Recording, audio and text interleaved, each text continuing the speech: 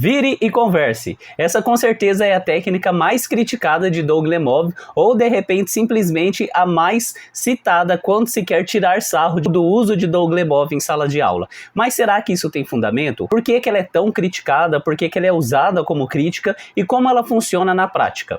Eu sou o Teacher Mike Coulter e aqui no meu canal eu gosto de mostrar minhas práticas diárias dentro de sala de aula, e no vídeo de hoje eu vou falar um pouquinho sobre essa tão famosa e criticada técnica de Lemov, mas que é uma técnica muito importante, principalmente no ensino de língua inglesa, e é por isso que eu vou falar sobre ela hoje. Esse é o primeiro de uma série de vídeos que eu pretendo criar aqui no canal, que é falar sobre as técnicas de Lemov na prática. Então já comenta aqui embaixo se vocês acham que essa é uma boa ideia, fazer uma série de vídeos falando como a gente usa essas técnicas na prática. Vamos começar falando então sobre a técnica Virem e Converse, que é uma técnica, como eu falei, muito importante nas aulas de inglês, principalmente porque ela está no livro, mas ela não foi criada por Doug Lemov. Se vocês já estudaram um pouquinho sobre o ensino de língua inglesa, muitos autores falam sobre o pair work, que nada mais é alunos conversando em pares, trabalhando em pares. Vários autores falam sobre isso, então eu vou falar sobre essa técnica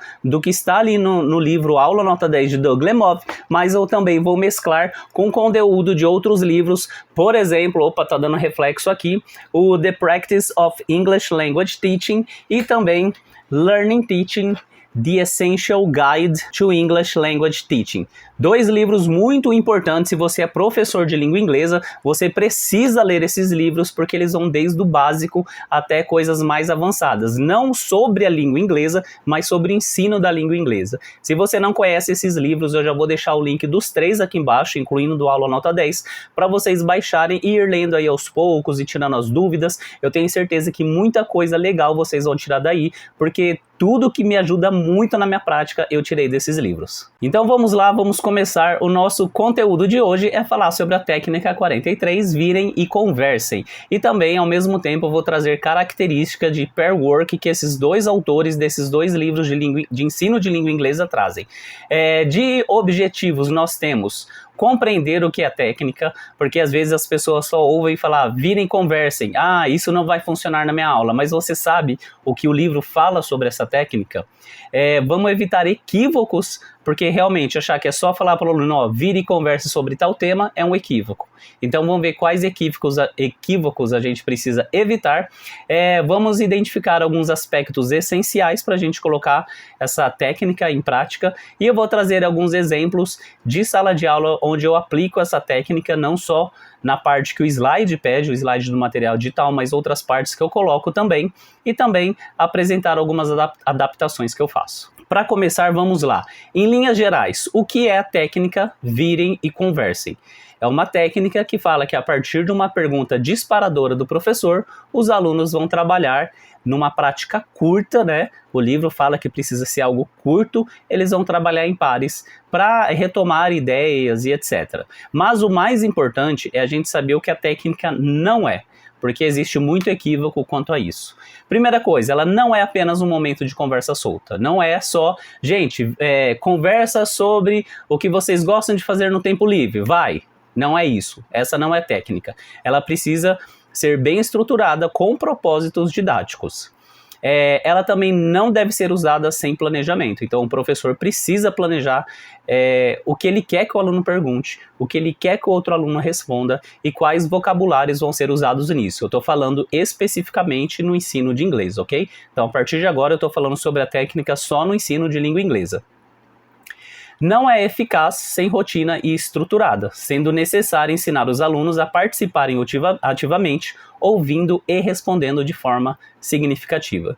Tem que ser uma rotina, e aí quando eu digo rotina, acontecer a toda a aula, ela tem que ser estruturada, o professor precisa ter um passo a passo para aplicar essa técnica, e os alunos aos poucos eles vão aprendendo como se beneficiar dessa técnica e como eles devem se comportar nessa técnica.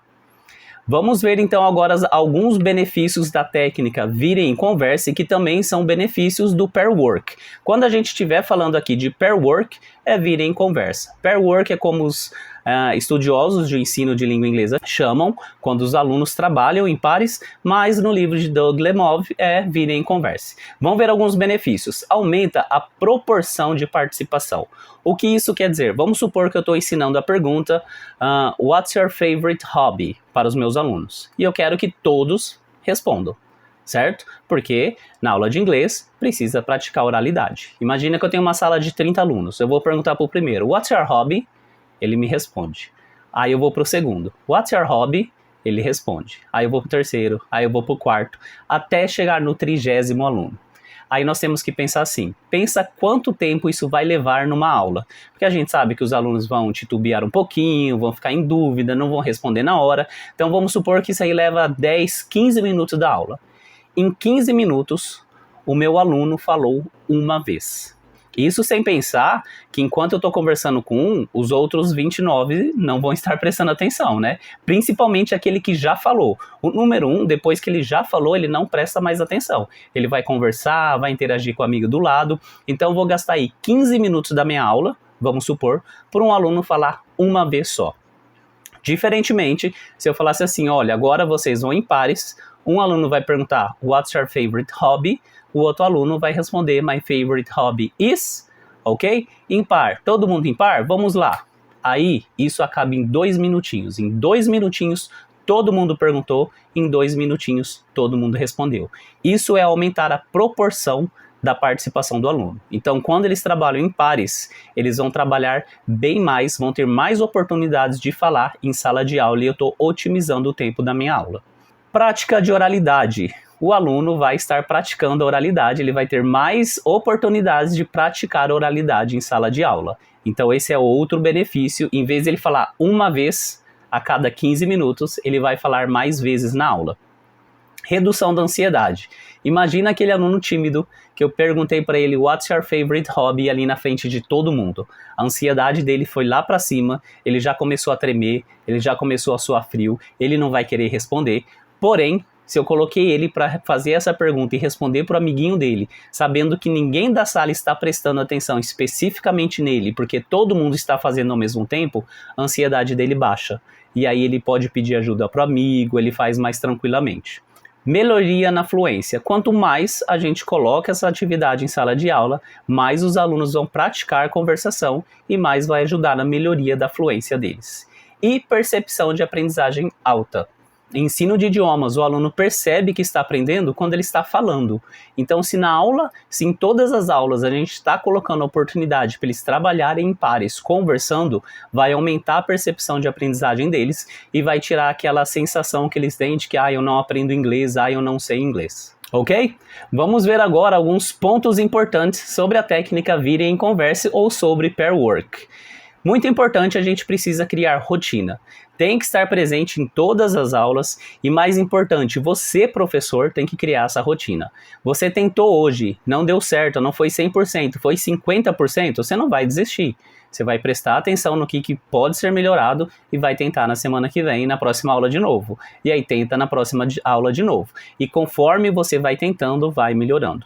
Sempre que eu começo numa turma que não tem essa rotina, no começo é mais difícil, eles ficam um pouquinho mais relutantes, mas depois eles já começam a trabalhar em par automaticamente e até ansiosamente. Eles já ficam, pode levantar, teacher? Posso perguntar para o meu amigo, teacher? Eu tenho que ficar calma, vamos lá. Então cria-se uma rotina e eles começam a entrar nessa rotina.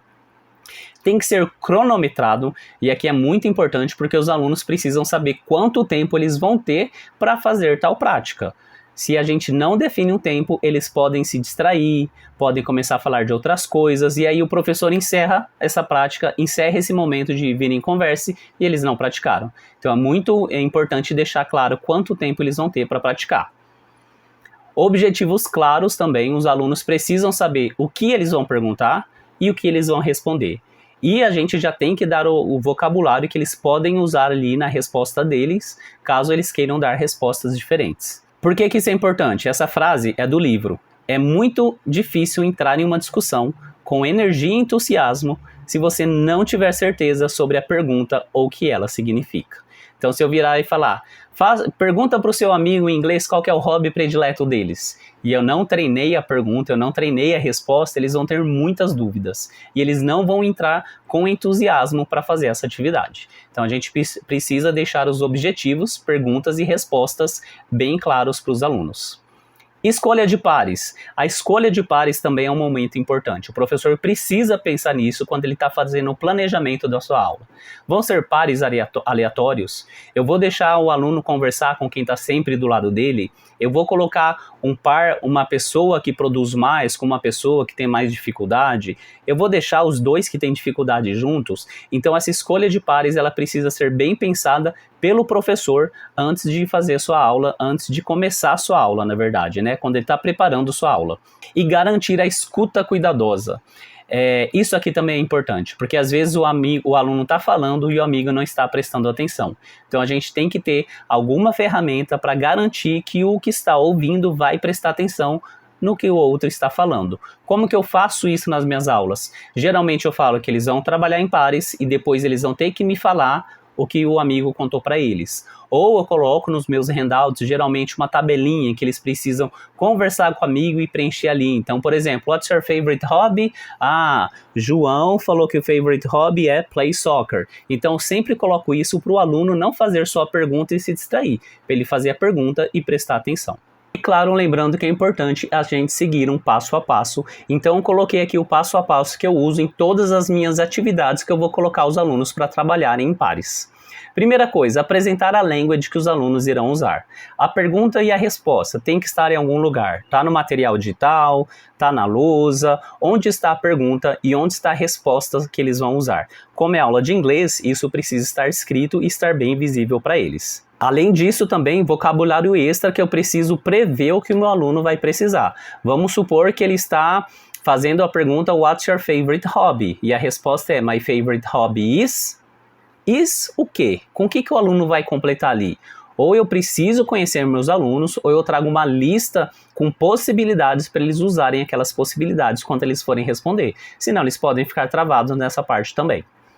Depois que eu trouxe isso, é preciso fazer repetition desse conteúdo. Então, vou repetir a pergunta, vou repetir a resposta, vou repetir as possibilidades de resposta para treinar a pronúncia dos meus alunos. Eles precisam estar com a pronúncia treinada para quando eles forem para um momento de prática, isso não ser um impedimento para eles trabalharem.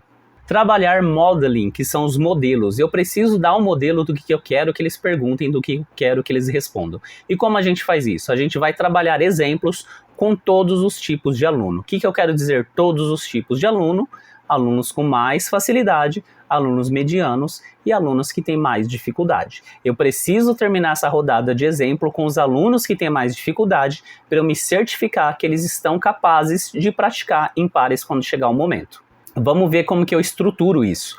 O primeiro exemplo é sempre o teacher com o student. Então eu faço a pergunta, peço para um aluno que tem facilidade de responder. O segundo exemplo, eu peço para o primeiro aluno e para o segundo aluno, dois alunos que também têm facilidades. Então, aluno 1, faz a pergunta para o 2. Muito bom. Agora, aluno 3, faz a pergunta para o 4. Aí eu já estou nos alunos medianos, tá? E aí o 3 faz a pergunta para o 4. Aluno 5 faz a pergunta para o 6.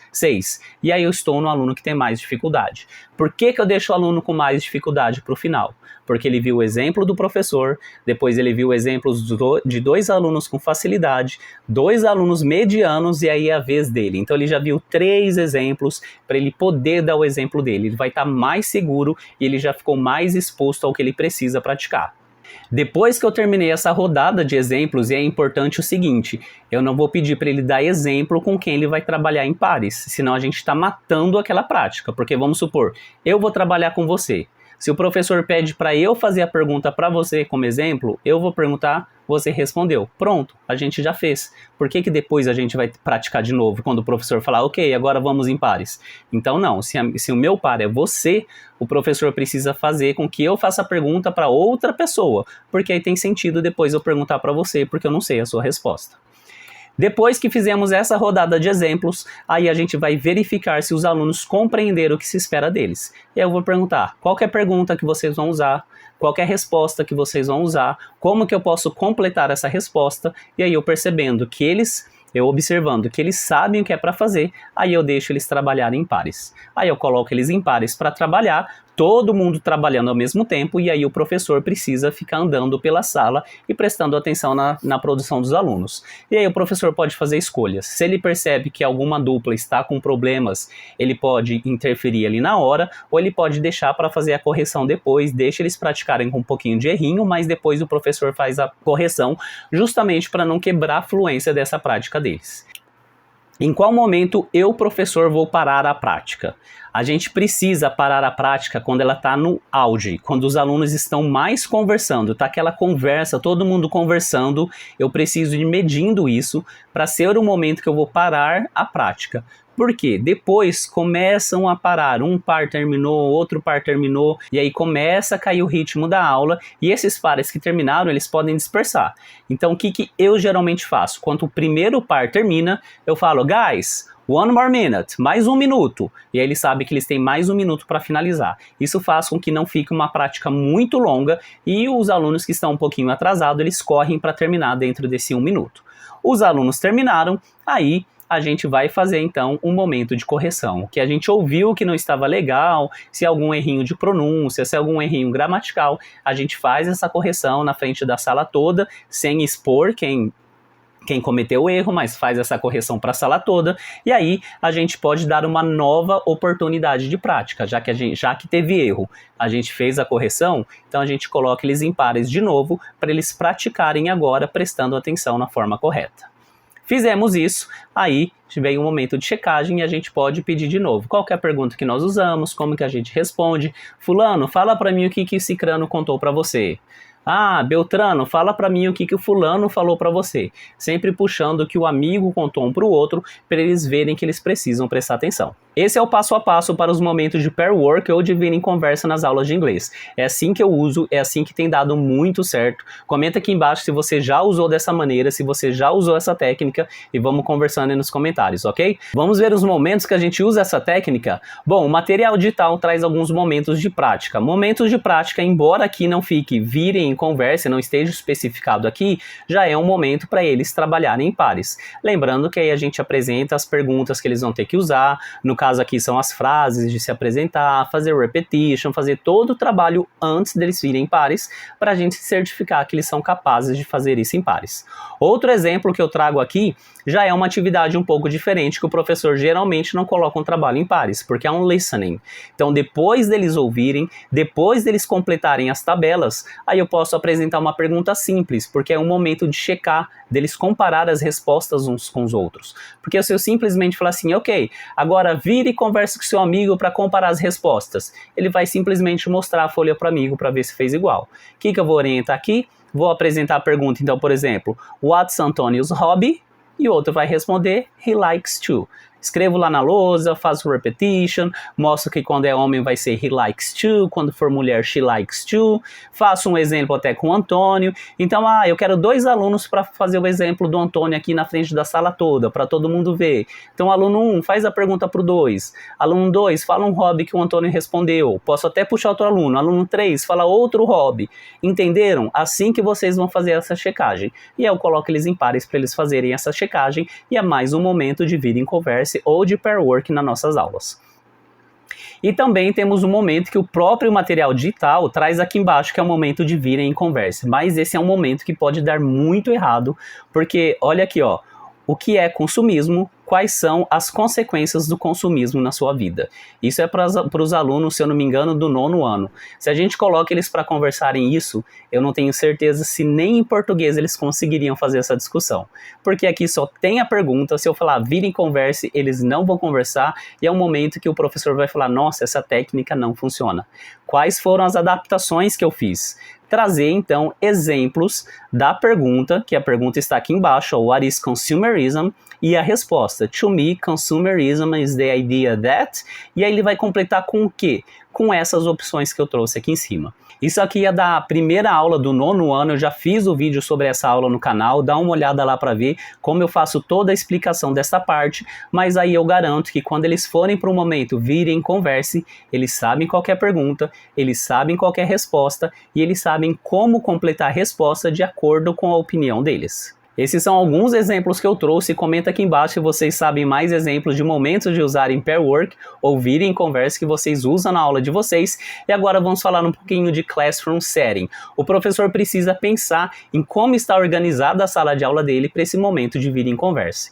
Numa sala de aula assim, simplesmente o professor pode pedir para o aluno conversar com quem está do lado. Outra coisa importante aqui é o professor deixar claro no vídeo conversa quem vai começar a conversa. Porque às vezes eles ficam assim, começa você, não, começa você, vai você, e o tempo tá passando e eles não estão falando. Então aqui, por exemplo, eu falaria, nessa aula, quem vai começar a conversa? Os alunos que estão nessa fileira, os alunos que estão nessa fileira, e nessa fileira aqui, sempre o aluno da frente, não tem um par que é um da frente e o de trás? O da frente é o que começa a conversa. E aí eu já especifiquei quem vai começar a conversa. Depois que eles fizeram isso, a gente precisa pensar em como trocar esses pares. Então, se a gente trabalhou assim, no próximo momento de pair work, ou de vídeo conversa, eu trabalho dessa maneira, porque aí não repete os pares. Não precisa ficar levantando muito, só vira para o lado e troca com quem vai conversar. Nós temos outras configurações de sala de aula, que os alunos sentam em pares, e aí eles já conversam com quem está do lado, no primeiro momento. No segundo momento, eu posso pedir para conversar com quem está atrás, e aí só um aluno lá do fundo que vai ter que trocar para conversar com o outro lado da sala, mas eu tento mexer um mínimo na configuração da sala, ao mesmo tempo que eu deixo a sala configurada de uma maneira que dá para fazer várias trocas de pares. Depois a gente tem também as salas em U, que aí a gente pode colocar a conversa com quem está do lado, e depois no próximo a gente pede para conversar com quem está do outro lado, e aí só um aluno que vai ter que sair lá de onde ele está e conversar com o aluno lá do outro lado. E temos também essa outra formatação de aula que é o mingle ou cocktail party. É uma prática que eu peço para todo mundo levantar e aí ele escolhe uma pessoa para conversar. Todo mundo levanta, conversa com uma pessoa, terminei de conversar com essa pessoa, eu troco, já acabou aqui, troco, vou lá e converso com o outro, acabou, vou lá e converso com outro, e assim a gente tem outra possibilidade de pair work em sala de aula. Temos algumas ideias também para você colocar os seus alunos em pares. Se você quiser deixar mais aleatório, eu tenho algumas ideias. Então a gente tem uso de diferentes maneiras de agrupar alunos. Eu gosto de trabalhar com cards, claro que isso aqui vai depender do tamanho da sala, tem que ser uma sala menor, que eu entrego um cardzinho para cada aluno. O que tem nesse card? Depende, pode ser uma pergunta e uma resposta. Por exemplo, um aluno tem What's your name? E um outro aluno da sala vai ter My name is.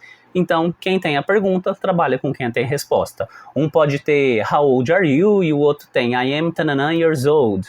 Where are you from? I am from tanana. Então, é trabalhando a pergunta e a resposta.